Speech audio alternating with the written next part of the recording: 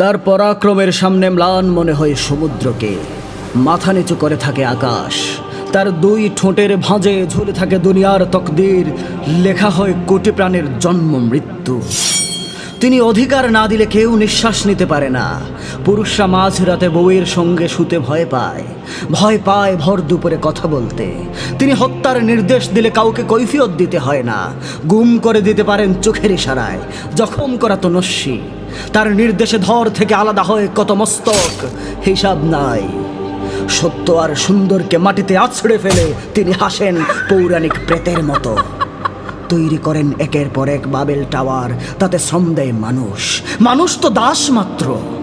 এর বাইরে প্রতিদিন একগুচ্ছ হুজুর তার জন্য দোয়া করে, প্রশংসা লিখতে তৈরি থাকে এক পাল বুদ্ধিজীবী। তার পিছনে সারিবদ্ধ সৈন্য তৈরি করে ধোঁয়াশা। 400 বছর ধরে তিনি সত্যকে অপদস্থ করার পর শেষ হয় ইচ্ছে পূরণের খাতা।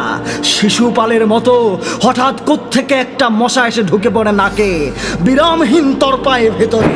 অস্বস্তিতে 400 বছর নিজের মাথা চাপড়ান তিনি। 400 বছর, অথচ বের হয় না বেয়াদব মশাটি, যতক্ষণ না একদল দয়ালু মানুষ অনুগ্রহ করে উপহার দেয় মৃত্যু।